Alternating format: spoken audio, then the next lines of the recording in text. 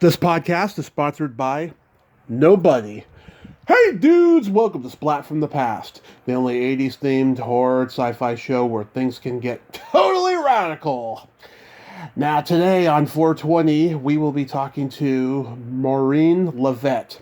Maureen played the what was she like, the non-naked, non-topless blonde in Spa in Cheech Chong's classic Still Smokin, celebrating its 40th anniversary this year. And she's been in a lot of cult classics, especially of the erotica kind, late night erotica exploitation kind. Hard Case and Nose, Danger USA, Virgin High, love that movie. Assault of the Party Nerds 2, The Heavy Petting Detective. Um, Lots of ones I haven't even seen, too. And she guest starred on Mama's Family, the new Mike Hammer, The Wizard. She's done a lot of stuff. She even worked on the Chevy Chase show, and we're going to get into all that stuff, and I cannot wait. So I had I had a Cheech and Chong movie doubleheader lined up today. The other guest forgot to tell me, and it's okay, I'm not upset, that she got rushed to the hospital last night and was having surgery in 5 minutes when I called her to do that interview today. And she sounded loopy, so I can tell it was legit. I hope the surgery went well. We'll reschedule the interview for the future, maybe in May. But that's never happened before. Life throws you curveballs unexpectedly sometimes, but it was awkward, I'm not going to lie. That has never happened before. I mean, I've had people forget, I've had people, just be their crazy selves because of all the drugs they did back in the day, but never a situation like that, and I hope I never go through it again. So yeah, here is my interview with Maureen LaVette. Hey Maureen, welcome to the show. How are you today? Well, thank you, Tommy. I'm doing great. Wonderful. This is such a great honor. Thank you for taking the time today. Of course. You seem like a lot of fun, and I welcome the opportunity. Awesome. Yes, I'll try to be fun today. So, going back in time, did you gravitate toward acting early on in your childhood? Well, I guess I was always a ham. Uh, Mm-hmm. I say that jokingly because my mother is from Dubuque, Iowa, hence the name Dubuque Hams. That's where they're from. Mm-hmm. And there were five of us, and I was the only one that was born in Dubuque. So we didn't live there, but she had me there one summer. Mm-hmm. So I didn't really. I was more into cheerleading, and I didn't get into acting until I went to Santa Monica College. Mm-hmm. And I had always wanted to be a doctor, and then I Nice. was like, oh my, that's so much school. I wasn't really crazy about school, so that doesn't really fit. And then I got into it. I just fell in love with it, or got bitten by the bug, and it's kind of natural in a lot of ways. So, it was a lot of fun, and that's kind of where I began. I had done other things, like in grade school. I started directing plays and doing radio things, Uh-huh. and I never thought of it as a career. I just did it for fun. So, Did you play doctor with the boys? no, but with dolls, I did. With the Barbie dolls, and Ken, of course. Ken, I'm sorry, poor Ken. He was tortured. Yeah. He had no dick, no balls, right? But he probably had a belly button. He had a hump. Love it. Oh God, we were terrible. Like we would stick pins in him, and I know I had this one girlfriend. She just, we just would make doll houses outside because it was more exciting, and go and get fur pieces from the fur store. I had 13 Barbie dolls. I was very much into them, and that's kind of Wow. make believe, right? Dolls. Yeah. Also, you had a collection of like stuff that would probably be, worth a lot of money today. If I could find them. Yeah. Although, they say Barbie dolls have to be in perfect condition, which there's no way they're in perfect, I Yeah. mean, I really played with the dolls, and I can't imagine what they look like now. Yeah. Wow. So, did you do any modeling? I did. Once I got into theater arts, then I had done some modeling in my childhood. Just some briefs. I did some covers, and then I entered some beauty pageants. After I had already started majoring in theater arts. So I did that, and then I got a cover on Style magazine, and I got a billboard, which ended up right above Schwab's drugstore on Sunset Boulevard. Yeah. And that was a big deal, where everyone could see you. And it's funny because I started working at the magazine, because I'm also a writer. Now I'm writing, producing more than acting, but I still act. But I was working, doing writing, editing, and modeling. So I kind of, I liked the whole gamut. But I love modeling. I was also on the cover of their men's magazine called Class. And then I modeled for a long time, doing a lot of commercials. And but I would consider myself an actress. Commercials are acting. It's a brief role. Yeah. But I actually like those a lot. It's usually 1 to 2 days, and they pay very well, and they're fun. It's a very different thing. So, but then I started, I was majoring in theater arts, but I didn't really like theater. I always wanted to do film. That was my dream. So then I started studying with different coaches because,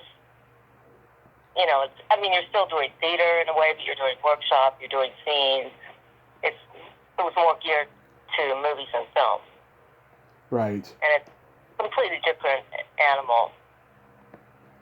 Right. Yeah, Schwab's drugstore, by the way, that place was so famous. A lot of people got discovered there. Like James Gardner, he got discovered by a soda jerker there who became a producer later. Really? I didn't know that. I've never heard that one. Oh, yeah. It was in 1948. He was there. He met this guy, Paul Gregory, was a soda jerker, and he's like, he was going to be an agent, not a producer. I'm going to be an agent in 5 years. And 5 years later, he was. And then James Gardner was driving by his office, happened to see it. He needed a job, so he went in there, and the rest is history. Wow, that's wild. Yeah. Love that. Yeah. They said Lana Turner, who I actually played Lana Turner in a movie called Johnny Stompanato. And her whole story, she didn't really get discovered at Schwab. That's how it's remembered. But she was going to Hollywood High, and it was another drugstore.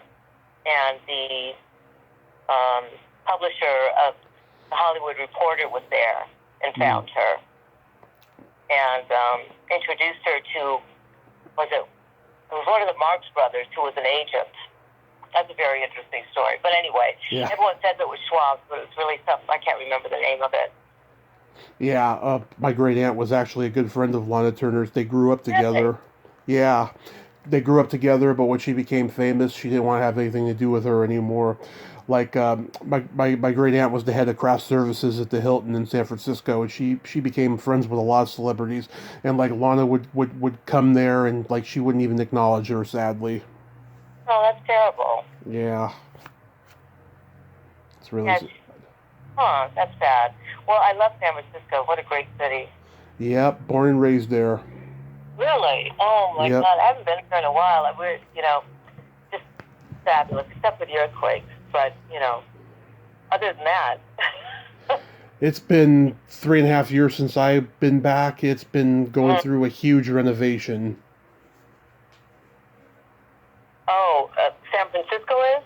Yeah, San Mateo, where I'm from, it's all full of unaffordable housing for the Silicon Valley people and all that shit. Oh, right. I've heard that they've had a lot of homeless and a lot of problems in the city. Oh yeah. They got homeless people shitting all over the streets, and they have a poop app that you can see to make sure you don't go near that street because there's shit on the sidewalk. Serious? Yeah, serious. I heard it was really bad. I hadn't heard that. It is. It's pretty bad. Wow, that's sad. sad. Oh, such a. Well, hopefully they'll get it shipshape. Yeah, Something. I hope so too.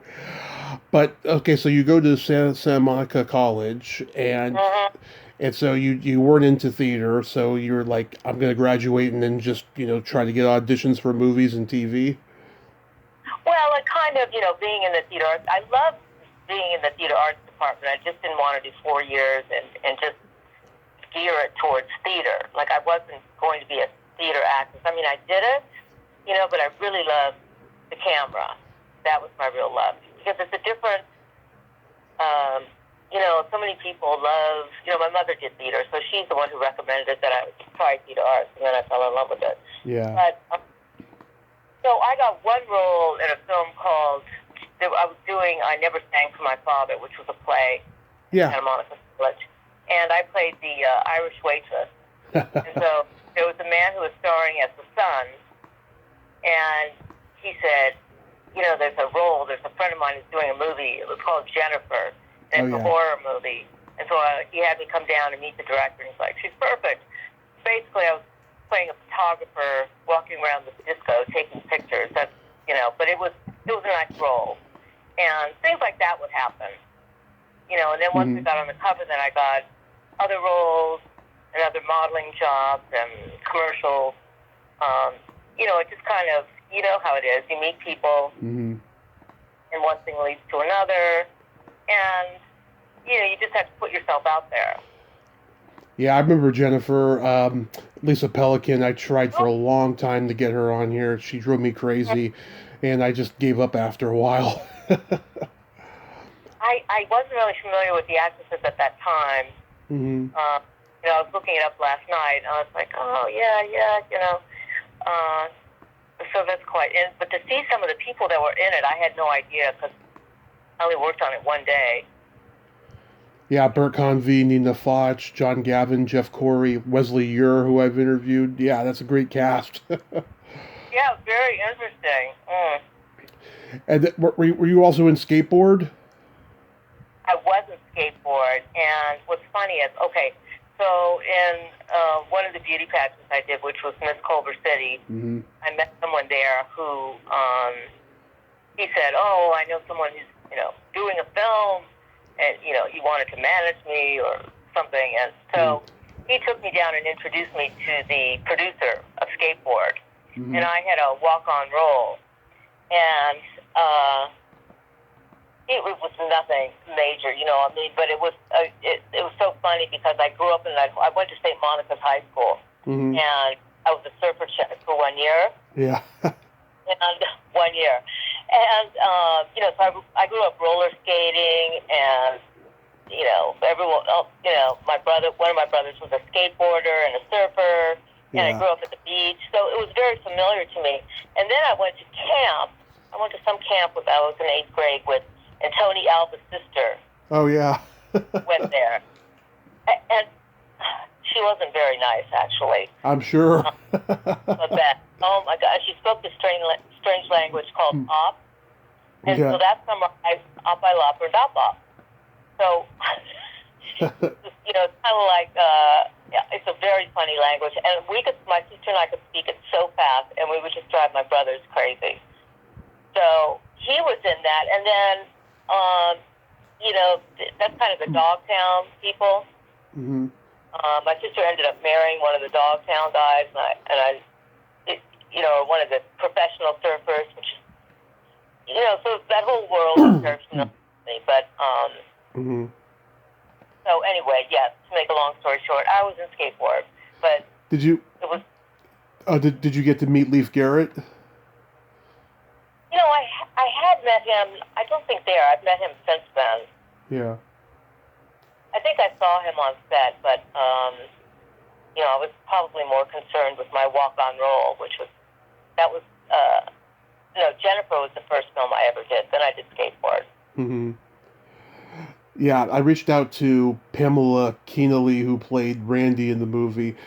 She's on Facebook, and I haven't gotten a response yet. But I found her. I was like, wow, yeah. I mean, back in the late 70s is when the skateboard craze started, but it didn't go full throttle till like 1985 or something. Well, have you ever heard of Bellagio? Yeah. Okay, so we used to go up there, and at that time, I didn't skateboard. I had roller skates. Mm-hmm. So,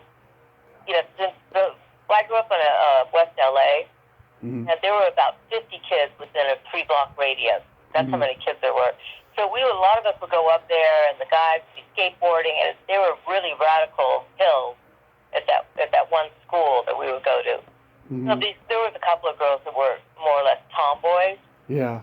And they would get on their roller skates and go down. It was like, yeah. So one time I decided I was going to do it, just kind of like sheer will. I was more of like around the block kind of roller skater. So I went down and I totally ate it. I wiped out. It was so embarrassing. I was not like a roller derby queen. Yeah. You didn't get hurt or nothing? Huh? You didn't get hurt or nothing? Oh yeah, I scraped up my knees. I got some jerky on my knees, but Oh. nothing more serious than that. Next comes one of the last of the Cheech and Chong movies, Still Smokin'. That must have been a lot of laughs. Oh, what a story there. Okay, so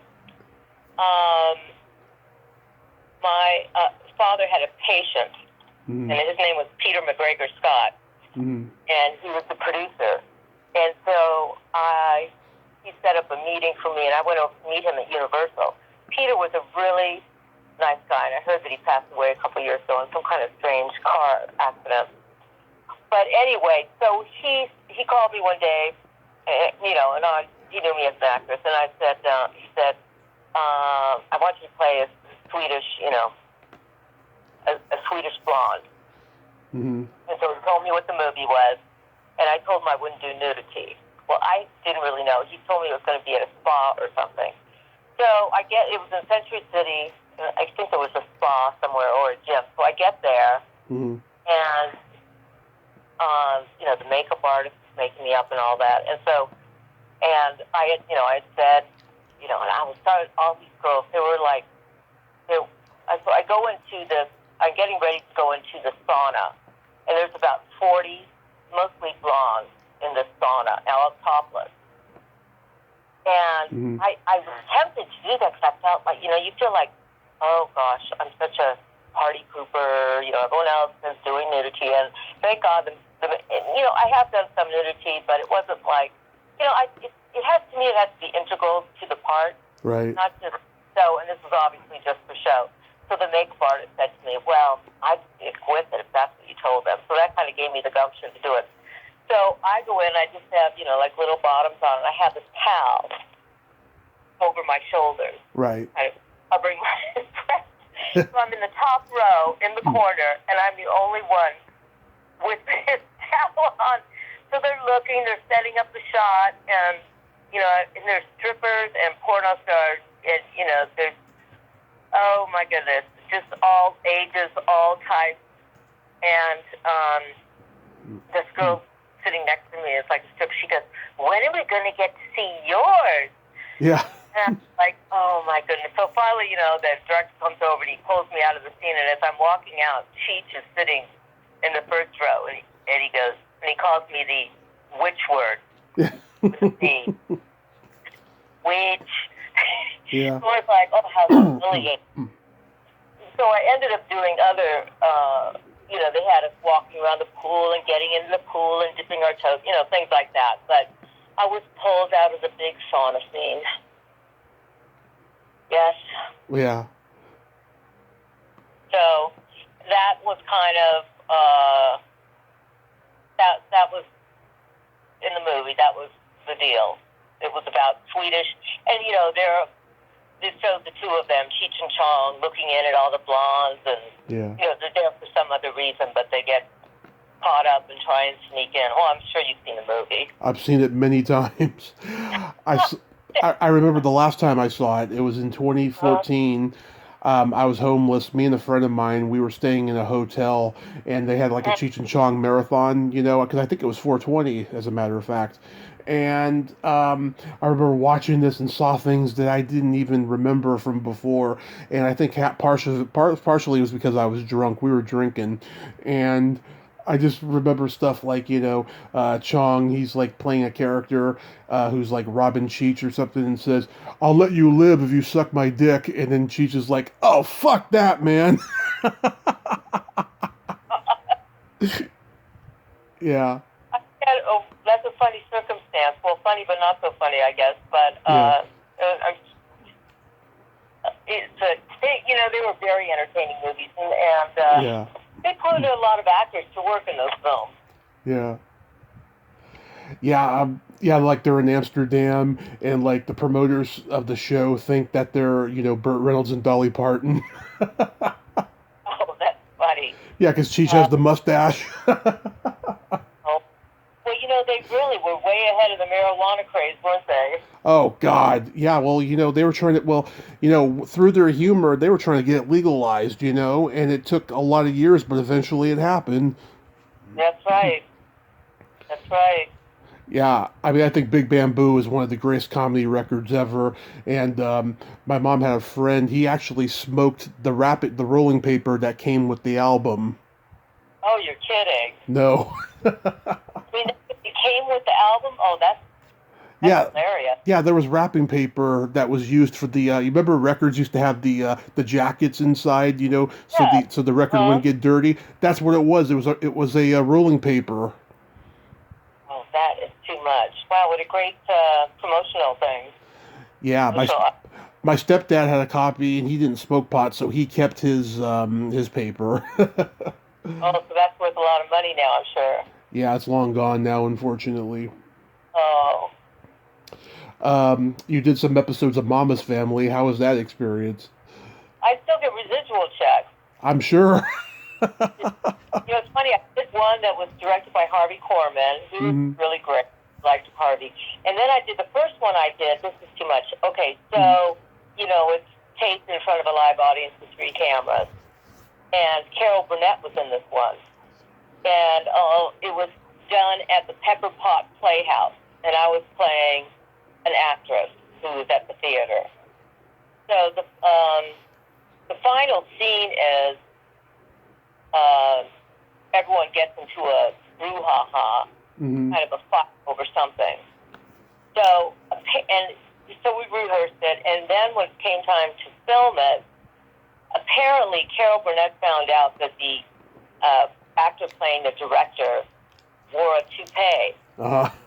So in the final scene, when everyone's fighting, he actually pulled his toupee off, and he turned beet red. So I know he wasn't expecting it. And I just thought, wow, she will do anything for a laugh. Yeah. Quite shocked. He couldn't believe it. Yeah. So that was quite something to work. I did several TV shows over at CBS. And that was one of the shows I worked several times on. Yeah, I talked to Harvey Korman's son. That guy has a lot of PTSD. It's not easy being Harvey Korman's son because so many people want something from him. And last year I talked to Eric Brown, and people are shocked that he did the interview because he didn't want to do. He notoriously didn't want to do interviews for years and talk about private lessons. But I took a chance, and he said yes, he was comfortable with me. Wow. It's okay. So now Eric Brown. I'm not familiar with that name. He was the kid on the show who had like dark hair. Right. Okay. The kid. Yeah, he was only on that one season, and then Alan Kaiser took over. So why would Harvey Korman's son? And I don't mean anything by this, but have PTSD unless it's possible. And comedians' lives can't be easy, right? Especially on the kids. Well, when somebody it's that iconic, and people are just wanting things from you, he's been taken advantage of a lot, and it's not my place to say anything. I don't know for sure, but I'm sure he's had substance abuse problems as well. It's hard up to that. Yeah. When someone like that is great and everyone knows them, and how do you live up to that, right? Exactly. Like I've talked to Rod Serling's daughter, and she got stalked by a guy who kept calling her with her father's voice, and that has never gone away. She hates it whenever someone does her father's voice, even comedians on TV. Oh my, that's terrible. That's kind of creepy. It is. It is. Yeah. Yeah. She's Oh my, she carries a that's, lot of PTSD. Yeah. wow. I have a friend whose cousin's with Don Adams. Yeah. And so my brother called her up a couple times as Don Adams. She thought it was really funny. She goes, Hmm. hey, that's pretty good. Yeah. But, Well, she and, did. Well, the first time she heard it, she was actually impressed, but then after that, the guy just kept being creepy. oh, that is creepy. I mean, come on, give it a rest, right? Exactly. Yeah, Exactly. I don't think I would like that either. That's once is funny, if you know someone. Exactly. You guest starred on the new Mike Hammer. I did. Mm, You know, I that was a really great show. I remember the first time I went in, they told me, well, they don't know if you have, because you had to have large breasts, right? mm-hmm. Then I said, okay, so I'll wear something different that shows off my figure, and so, which I did, and then I got a role. It was a really cute role, a cute scene with Stacy Keach. Stacy Keach, yes. Mm-hmm. So that was great to have a scene with him and just to be on the show. But it was very funny because the whole thing about Bernstein, Mm-hmm. the PR, he was a PR, public relations, or manager, right? Right. So, why am I dropping? Why am I forgetting his first name?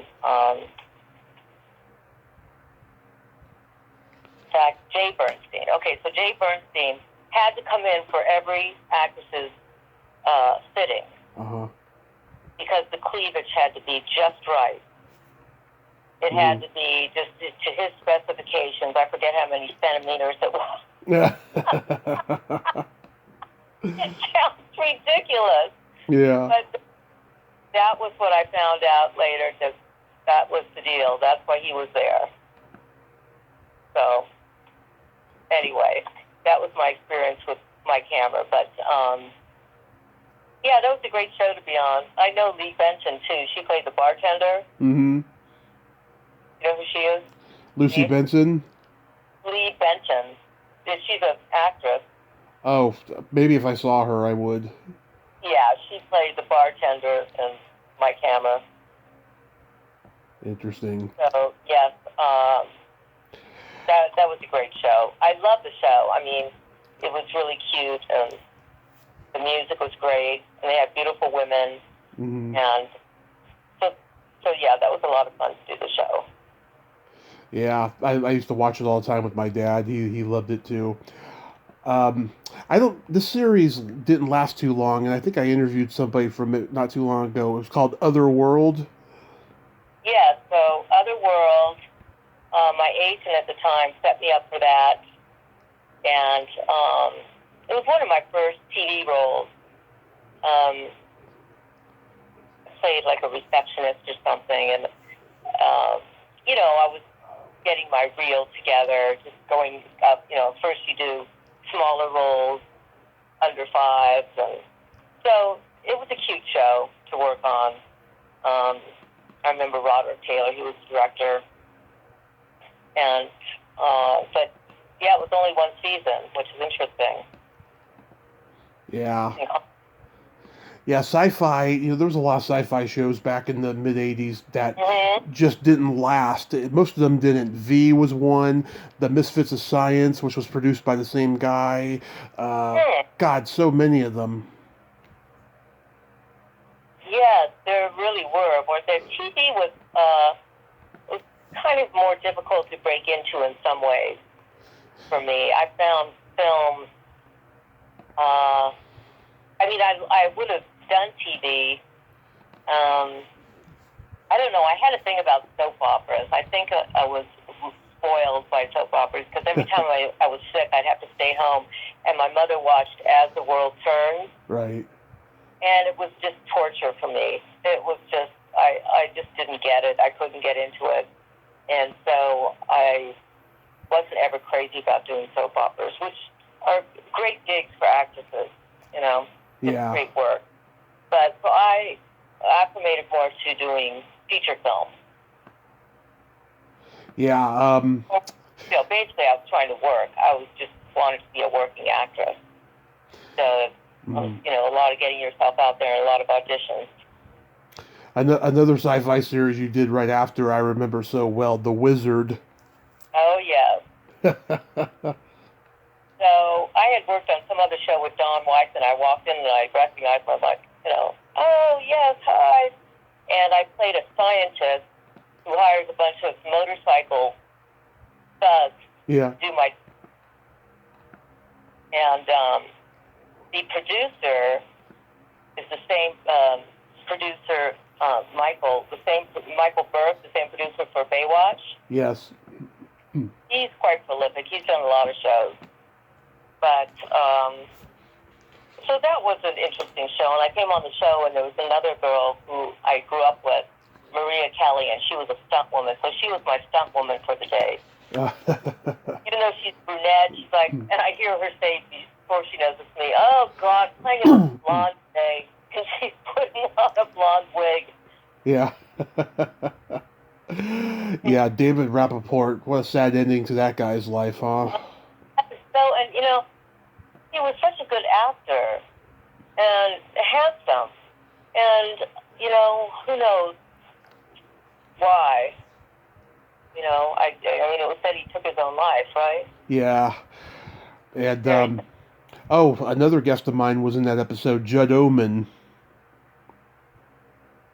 In the same episode? In that same episode, yeah. He played a guy named Logan. Now, that's interesting because years later I did a play, right? And then I was looking at my reel one day, and the play that I did was directed by Frank Doubleday, and he actually played the person in the lab with me. I'm like, that's Frank. I didn't even realize that I had worked with him on The Wizard. Frank's wife Christina Hart's been on here. Yes, Christina Hart. I did a play. They were doing it at the Presbyterian Church. You know, it's like a big theater in Hollywood. It's a theater church. And, and I heard that he had passed away. Yeah. She told me the whole thing when we talked last year. Really? Yeah, she's such a great lady, though. Such a sweetheart. She really is. They were both very proud of their kids. I imagine they're all grown up now. Yeah, I don't know, but God, she did a lot of good stuff in the 70s. Yes, she worked a lot, and he worked a lot, but he was kind of, as I remember, he told me he was disgruntled because he worked a lot, but nobody knew his name. But, you know, there's a lot of actors like that, and sometimes you just have to be grateful that you're working, you know? Mm-hmm. But it can be frustrating, you know? But you have to love the work because it's not for the weak of heart. Oh no, it's not. And he was a very eccentric actor. Who, Frank was? Yeah. Yes, he was. He was a good actor. The play I did, he wasn't in the play. He directed it. It was a two-person. It was a group of one-act plays, and the one I did was called Quarks. Where again, I played a theoretical physicist. You know, which is a very interesting play. Anyway. Then you enter erotica territory with Hard Case and Nose. Oh, Hard Case and Fist?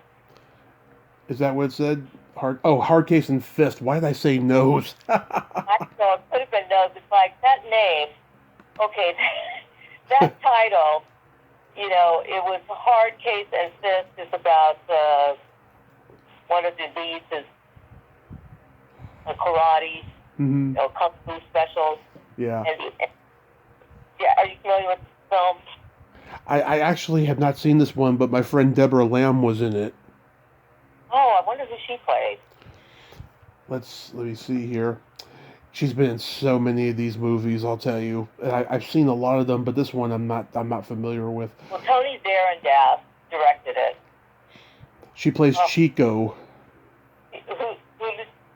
okay, I'm not sure what that is. I played Tony. Tony played the lead, right? Mm-hmm. So Tony was always, he was from Iran and he went to UCLA Mm-hmm. and he was a good director and this was an action film. So I played Nora, his girlfriend.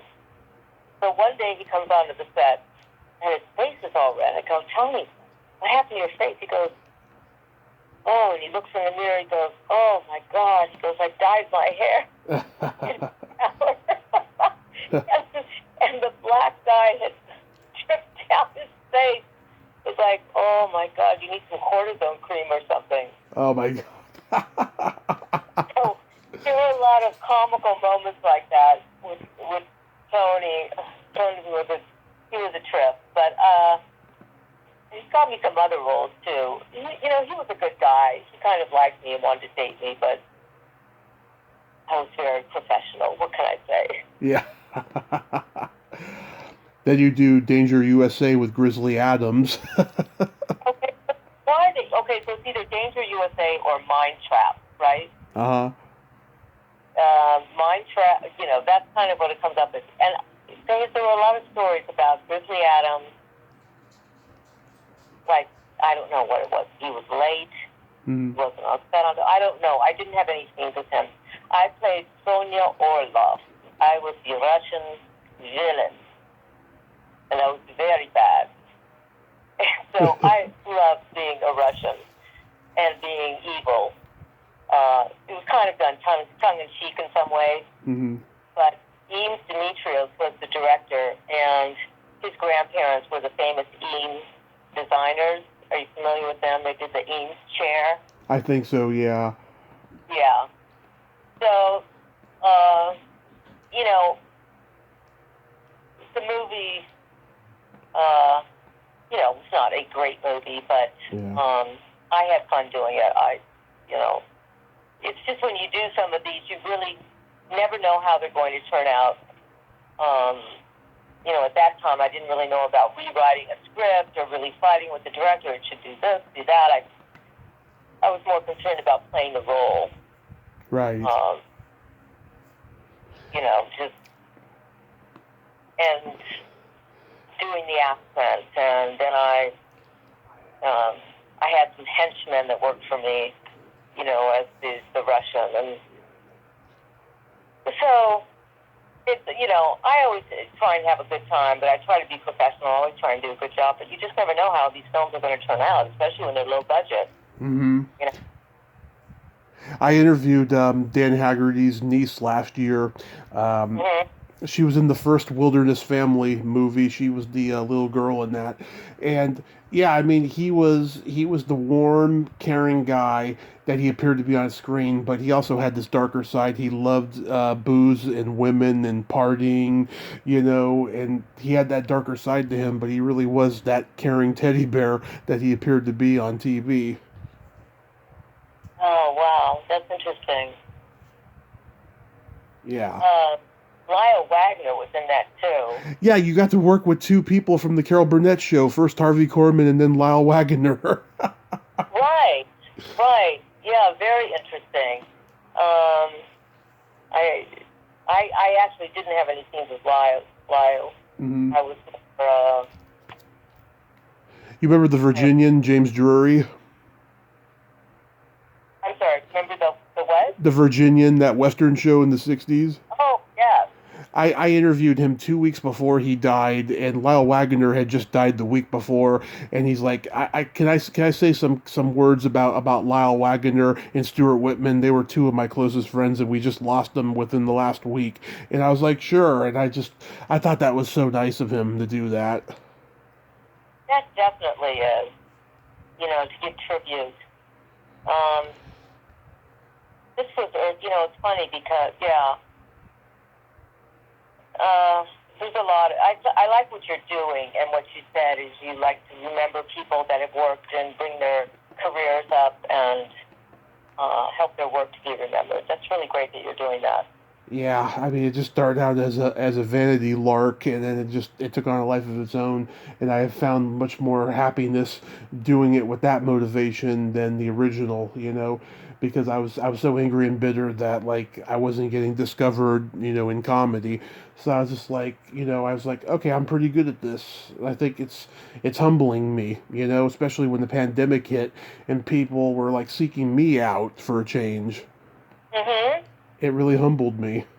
Well, you're being a content producer, you're Hmm. a creator, and you're taking charge of, your own work, which is awesome. Absolutely. It's been nothing but a blessing. And in 3.5 weeks, going on 4, I'll be celebrating 6 years. Oh, that's great. Congratulations. Thank you. Thank you. I love Virgin High. I grew up watching it on USA Up All Night when I was a kid. It used to be all chopped up, of course, but I love the movie. Tell me about making this. Okay, so I had worked, I'd done a couple of student films and met some young directors that way. So one of them was David Lynn, and then he Richard had, Gabai. his name was David Lynn, and he had Richard Gabai, and we played, I forget what we played a role, like a couple or something together, and I was like, I don't remember exactly.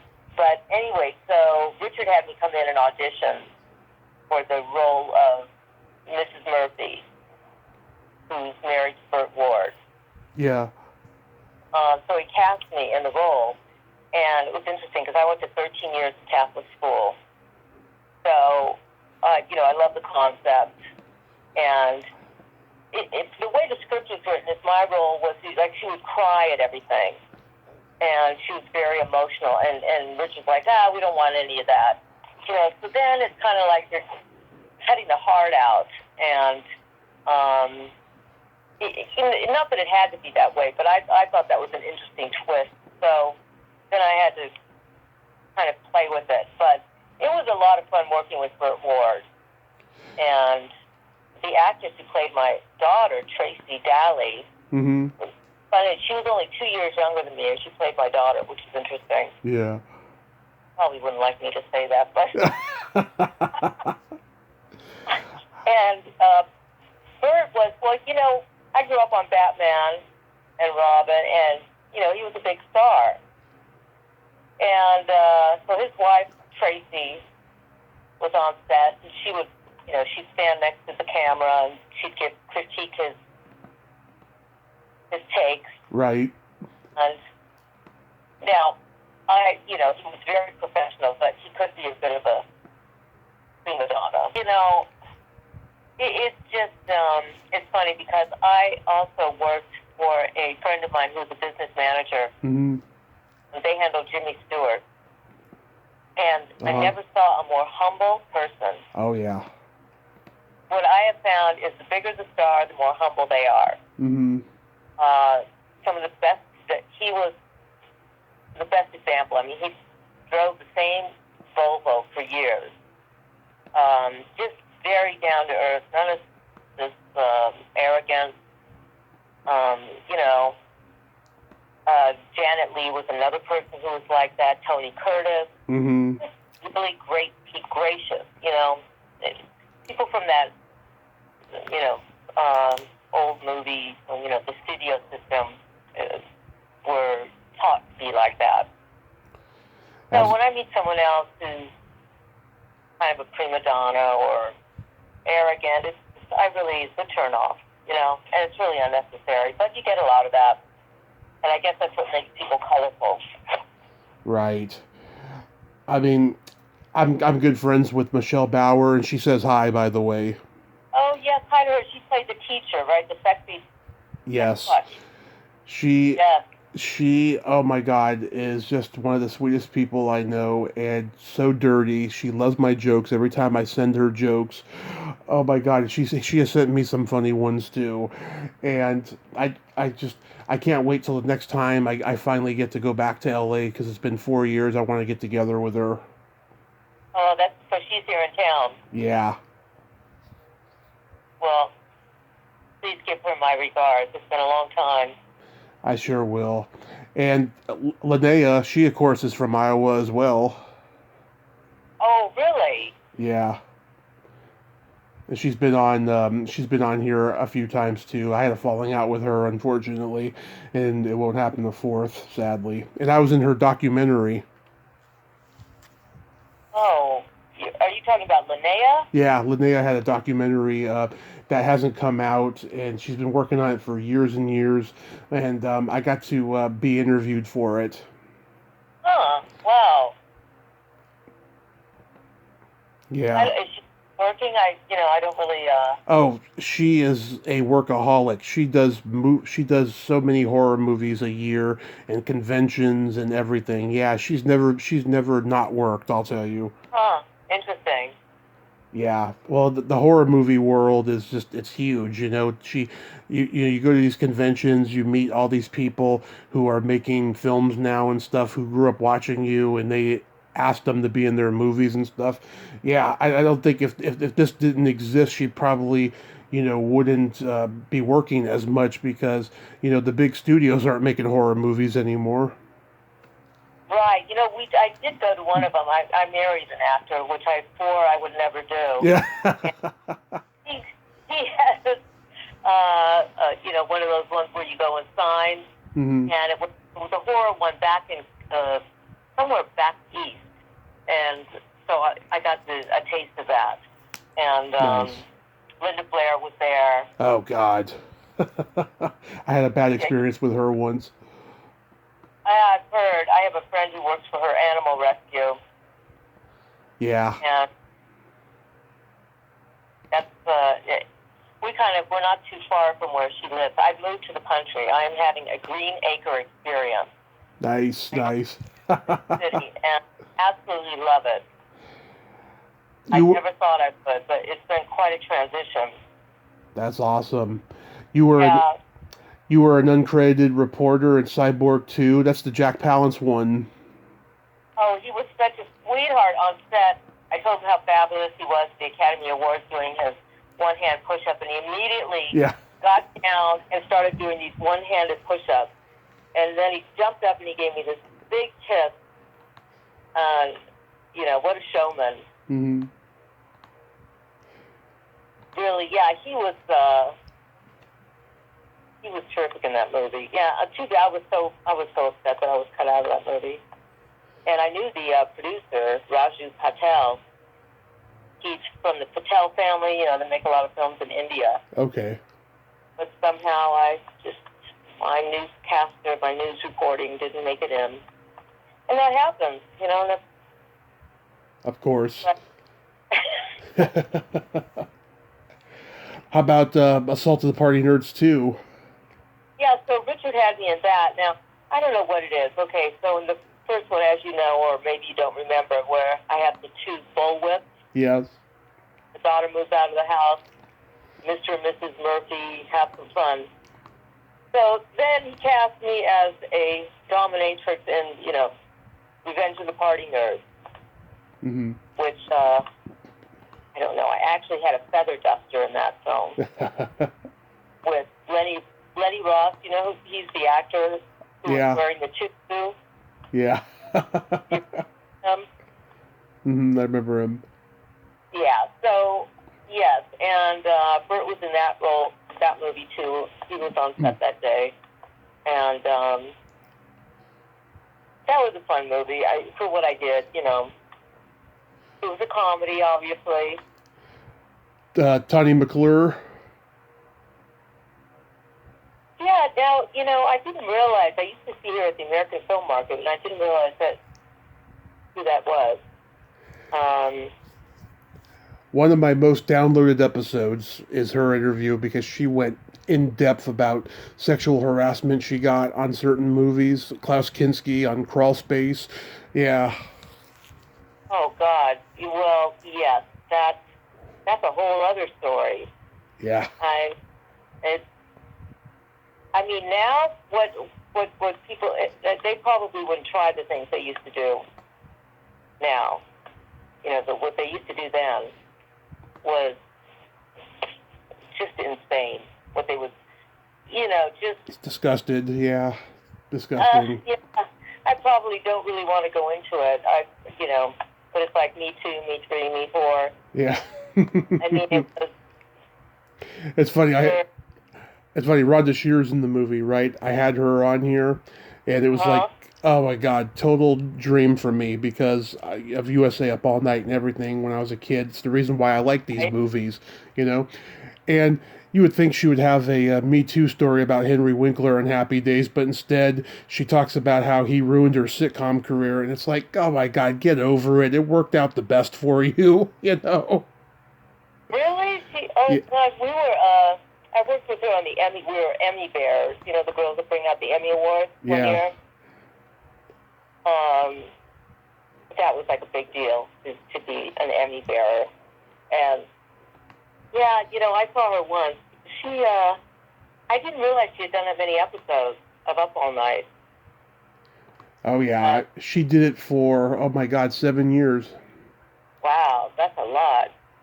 Yep, I was watching every Friday night, and then Gilbert Gottfried hosted on Saturday nights. I watched it both nights, every week, even in the summertime, everything, because I just loved it. I just loved seeing these chopped up, dirty movies, and then renting them later on VHS.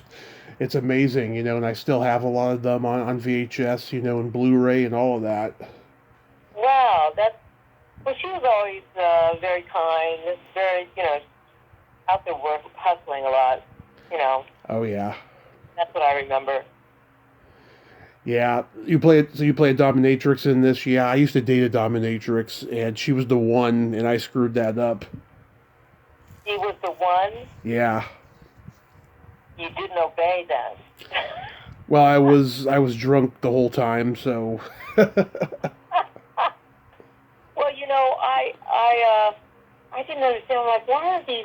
It must have been like a fantasy. Why are these young directors casting me as a dominatrix? I mean, I wasn't into that scene at all. no, but you're gorgeous and you're blonde. Yes, and well, I had to find out what am I. I did end up going to a club that was like that kind of a club, Mm-hmm. not, about that whole scene, and it was quite bizarre. And the people that are into it is really into it. So that was a trip just to experience that. But the people are a little twisted, I think, and maybe you are too.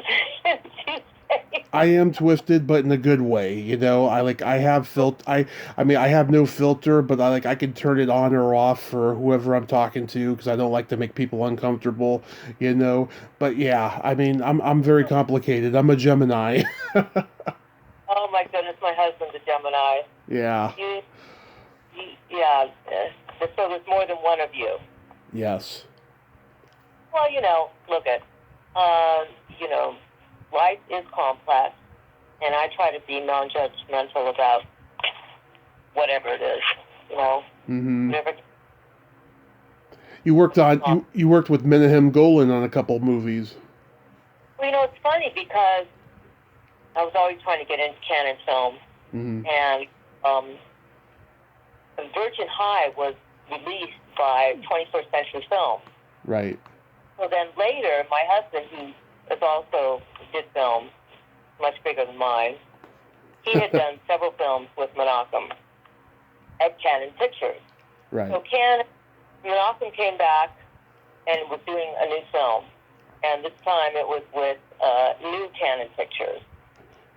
And so my husband introduced me to Menachem, who was shooting, and I got the role. I was playing Betsy Brown, who was a BBC correspondent, and the film was called Lima.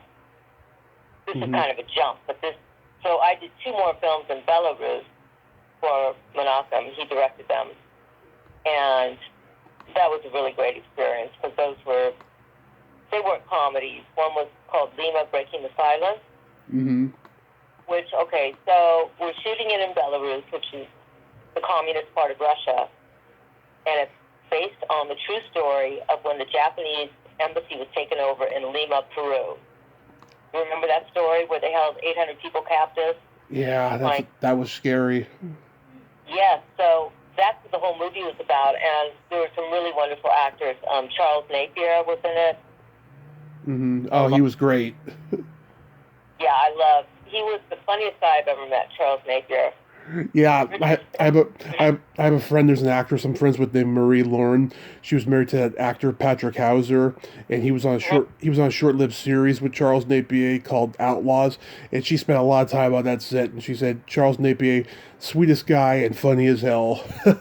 Oh, so funny. Oh my God. And also Billy Drago. Oh yeah, he was great.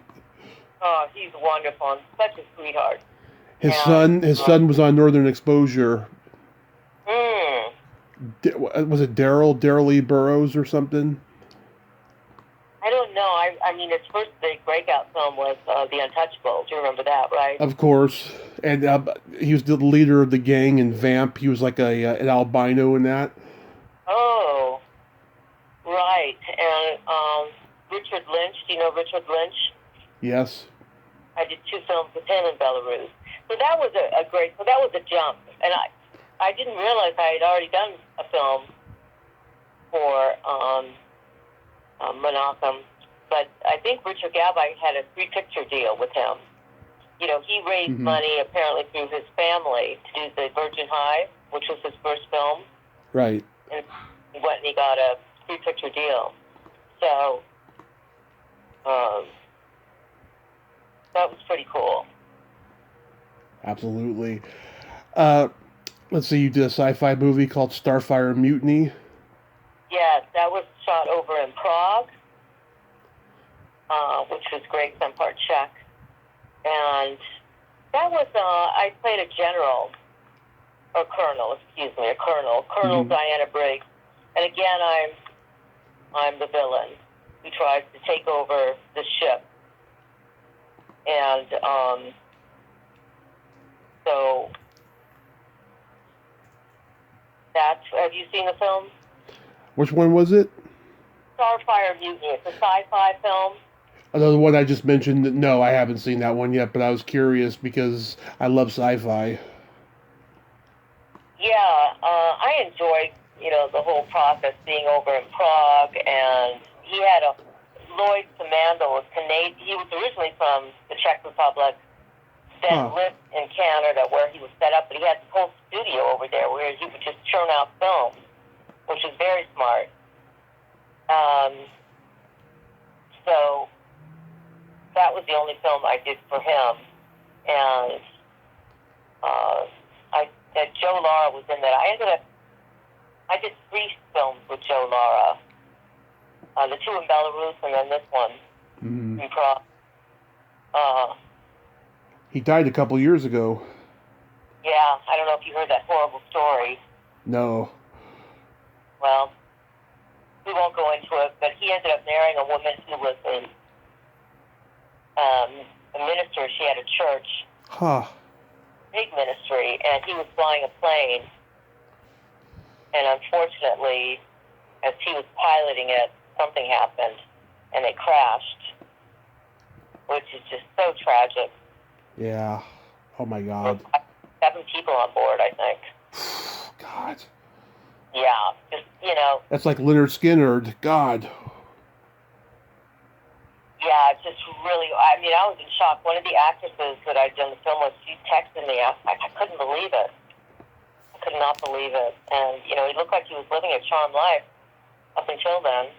Mm-hmm. But, and he had played Tarzan, on television. Mm-hmm. So, very sad. But anyway, that was a sci-fi film, where I got to play a colonel. And I wasn't really evil, but I guess I was in some ways. My boyfriend was the general, and we had a difference of opinion. Mm-hmm. And then so you do a cougar movie called Fox David. Yeah, now that's interesting because one of the actors and producers was, so the actress, her grandson was, I I can't think of her name. She was in Young Frankenstein. Terry Garr? Cloris Leachman. Oh, Cloris So Leachman. her grandson was one of the actors in Fox Davis. Mm-hmm. And yes. Have you seen the movie, or how do you know I played a cougar? I just because from doing research, but I'll let you in on a secret. Well, it's not so much a secret. I'm very open about it. But here's an exclusive for you. I used to date cougars when I was younger. Did you really? Yep. Okay. Well, I was so mad at that because this is so many things try to trip you up. I gave a great audition, and then I get a call from the costume designer telling me I can't wear my pink dress. It was like that was the role of the pink dress because the bar is red. And, it's really all the other stuff that you have to deal with that makes this business difficult. I just would always try and focus on the role, doing what I need to do, and then, it's best to isolate yourself in some kind of bubble, at least for me, because I'm sensitive and I get thrown off easily. Uh-huh. I thought it was just enough to really focus on your role, but it's not. There's just so many other elements on set. So I didn't wear the dress I really wanted to wear, and so I didn't even want to see the film. I wasn't happy with it. Oh, sorry about that. It sounds so ridiculous, but, other than that, it was a great experience. Oh, that's cool. And you were on the Chevy Chase show. Yes. Now, unfortunately, that show didn't go on, which was too bad because I had just been cast as one of the ensemble players. I had done 3 episodes, and I was playing Mrs. Chevy Chase. But that's like a great break, right? Yeah. Then the show, Chevy was just so uncomfortable doing his interviews. Mm-hmm. I knew the director, Steve Binder. Oh, I might be interviewing him soon. Oh, really? Yeah. Well, yeah, he's doing all that Elvis stuff. Mm-hmm. He did that. He's got a lot going on with the book and the documentary. But it was I was really happy to be part of that. I played a nurse in one episode, and just, being part of an ensemble group would have been really fun. And Chevy was great, and when we would film the little episodes, like the skits, came to life. And he was actually directing some of those. But he just, for some reason, interviewing, he just seemed very uncomfortable. It wasn't his element. Yeah. So it was short-lived. Yeah, I watched it when it was on, and I didn't think it was that funny. But they did like a variation on when he used to do the Land Shark on Saturday Night Live, where he was Barney the dinosaur or something like that. My God, I don't know. There were so many. Sometimes something just doesn't click for whatever reason. But he would lock himself in the dressing room and not want to come out. That was the story I heard. Yeah. And and I'm sure, and he's naturally funny, and he did Saturday Night Live. For whatever reason, I don't think he was comfortable interviewing people. It's not easy. It looks easy. Yeah. It wouldn't be something I'd want to do, really. He did what Jerry Lewis did when Jerry Lewis had a talk show for 5 days, which, by the way, it's on YouTube, all 5 of those episodes. He made it more about himself than the guest, and I think they did that out of fear. I don't think that the job ended up being what they thought it would, Now, speaking of Jerry Lewis, that's very funny because I did a movie with Jerry Lewis called Smorgasbord. Wait, you were in Cracking Up? Yes. Oh my God, I love that movie. I don't even think it's on IMDb. No, it's not. I was like, wow, because I would have asked you. Okay, so he has this one scene where he's with his girlfriend, and so they choose me to be her friend. Oh yeah. And now it's funny how things happen. Again, this was the AD, the assistant director, and I knew him because he was a patient of my father's too. My father was the dermatologist for the Motion Picture Health and Welfare Group. Right. So, I'd meet all So anyway, he called me over to do it, and I figured he was like Jerry Lewis. I was used to seeing him in the movies, how goofy and silly he was. So we took a break from the scene. They were setting up another shot, and I stepped back a little, and he was nothing like Jerry Lewis that you would see in those goofy films. He's like, "What are you doing? Yeah. Come over, stand here." He was so strict, it was like, and intimidating. I was like, oh my God. Yeah. He was and I've heard that he's completely different. Right. Than you would expect him to be. He was the business side between Dean Martin, and when he was with Dean Martin, he was really, so that was very interesting experience. Oh yeah, he was like that, A lot of those guys from the old, vaudeville Borscht Belt circuit, they were all angry, miserable creeps, pretty much. Yeah, I've heard some people say some rather unkind things about him. Oh yeah. I guess, but he did a lot of good with the charity work that he would do. Yes. Right? And made a lot of people laugh. Then he just changed. Like when he did the film with Robert De Niro. Oh, The King of Comedy? Yes. Great movie. The comedy. Oh, I know the guy who that story was really about. Oh, yeah? He told me his name is Steve Powers. And he says, that story's about me. He says, he says, I was a stand-up comic. Mm-hmm. So he actually got onto the set of The Tonight Show one night. Yeah. And he came on with a gun and he held everyone up captive. And he said, I'm going to go on tonight. And that's what that story is based on. Wow, I did not know that. I gotta look that up. That's crazy. Yeah, and he's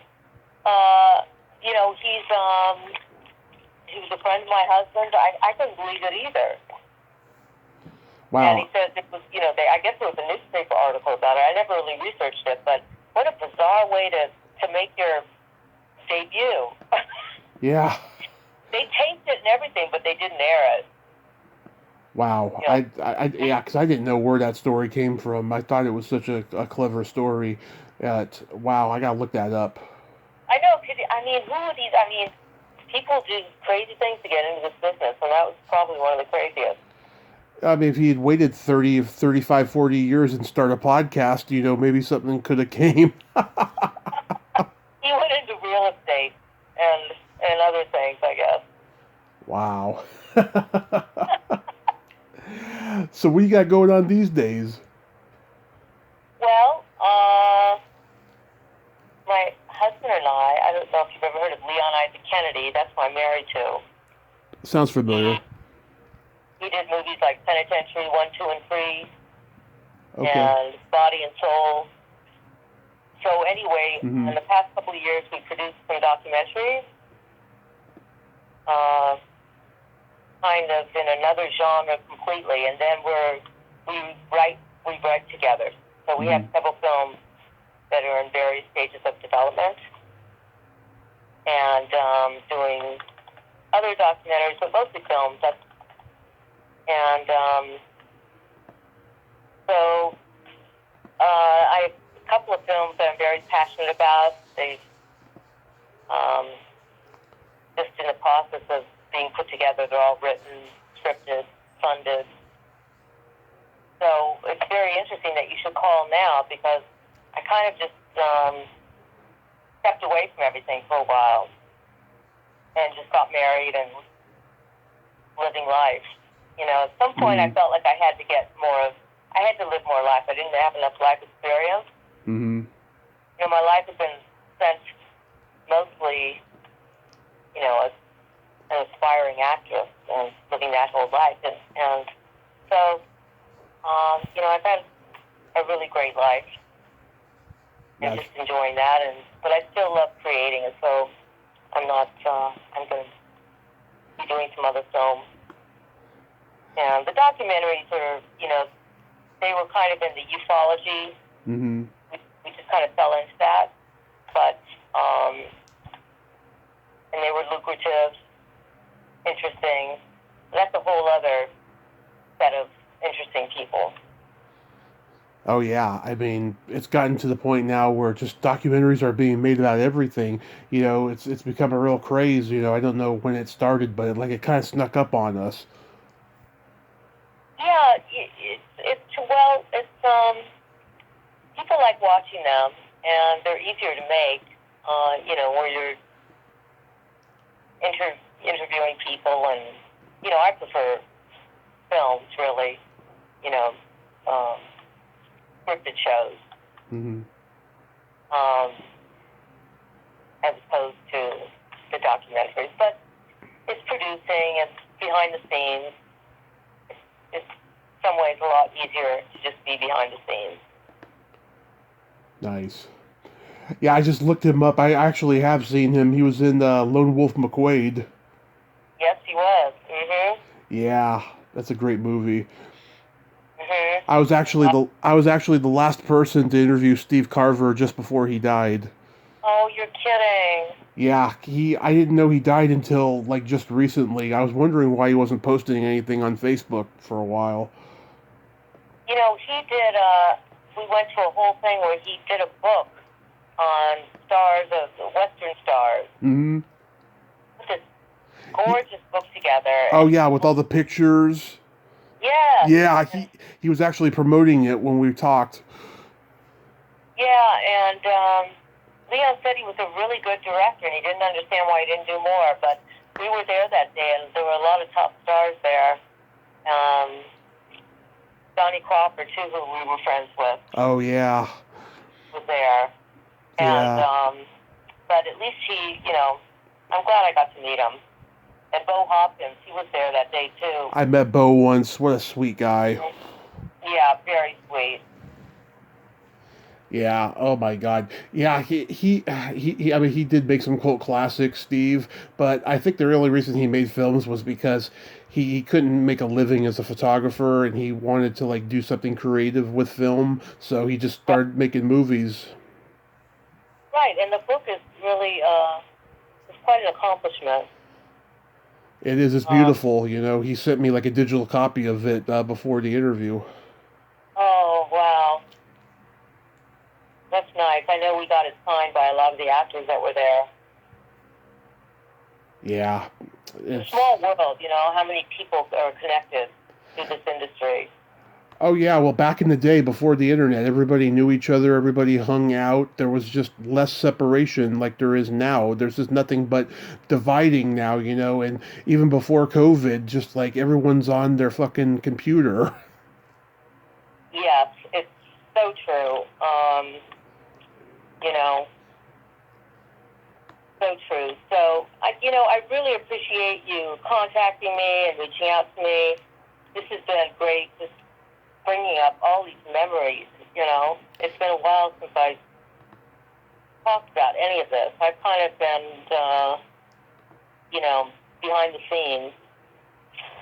Uh, So I really appreciate it. And I don't know when you're going to air this. You oh, let as me know. as soon as we're done because it's 420. And real quick, I wanted to ask you, because today is 420, are you a fan of marijuana? Of the of smoking it or whatever. Yeah. I used to, and my doctor recommended for sleep recently some hemp. Hmm. I got so nauseous. I can't do any of that. I don't have anything against it. I know a lot of people. It's really helped a lot of people, but it's for some reason I get paranoid on it, and which is not a fun feeling. So no. My I used to be really into it, and then my lungs were compromised when I had my car accident. So, like, if I had anything near my lungs, I'm going to be coughing for days. So I avoid it now. But maybe I'll start taking gummies or something. Yeah, I don't know. We take sleep gummies which have melatonin in them and magnesium.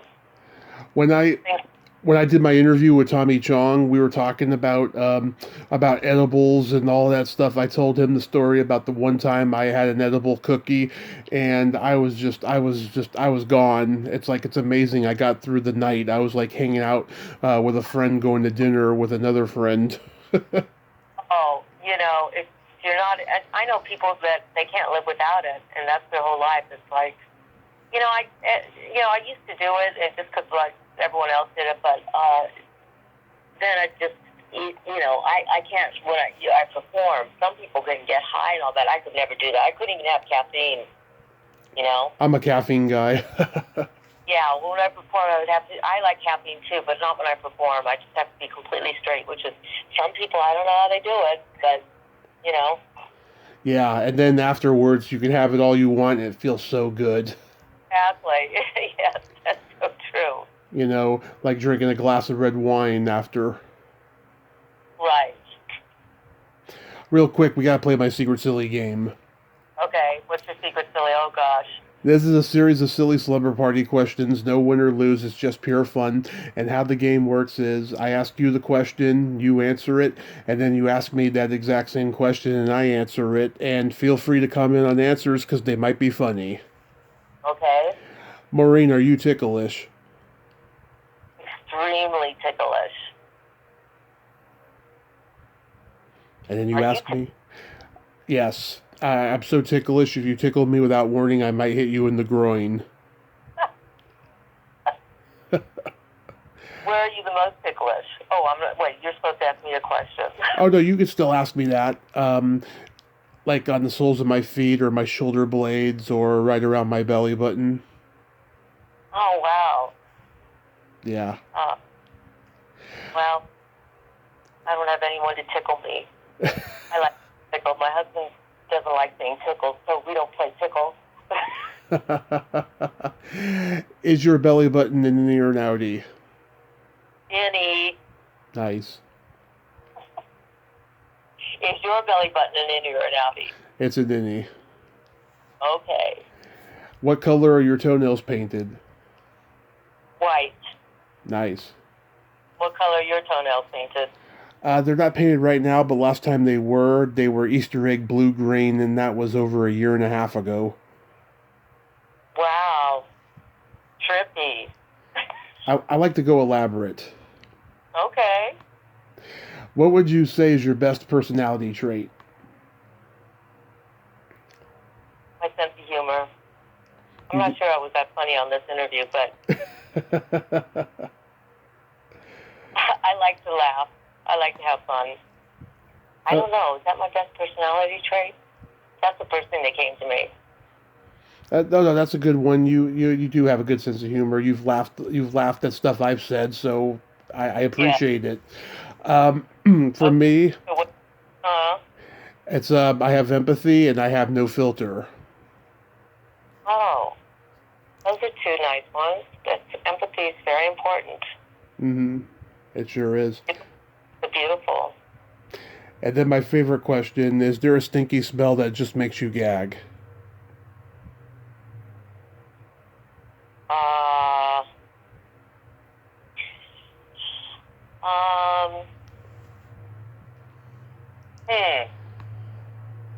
Yes, bad incense. Bad incense, yeah. Non champa. I like frankincense and myrrh. So, yes, bad incense. How about you? Either farts or feet. Oh, gosh. I once I used to buy incense at the dollar store, and that dominatrix girlfriend of mine I told you about one time, she came over and I burned some incense and she was like, oh my god, this is so stinky, god, we gotta put that out. Because I would be sorry. because they're so cheap, Yeah, no, it's supposed to put you into a good state. Yeah. Maureen, thank you so much for coming on today on 420 and having this great talk. Hey, I really enjoyed it. Yes. And I will look for you on YouTube. Absolutely. Thank you so much. You have yourself a great day. Be safe out there. And get some air since you've been in the car for an hour and a half. Thank you, Tommy. My pleasure. Bye-bye. Bye. Well, there you have it. Maureen LaVette. Ain't she a sweetheart? Oh, what a great lady, huh? Great conversation. Celebrating 420. I love celebrating 420 even though I don't smoke anymore. But if you're out there, light up, and have fun. And hopefully you don't have fucked up lungs like I do. Well, until next time, this is Tommy Throwback Kovac saying there's no shame in living in the past because the present sucks. Later, dudes.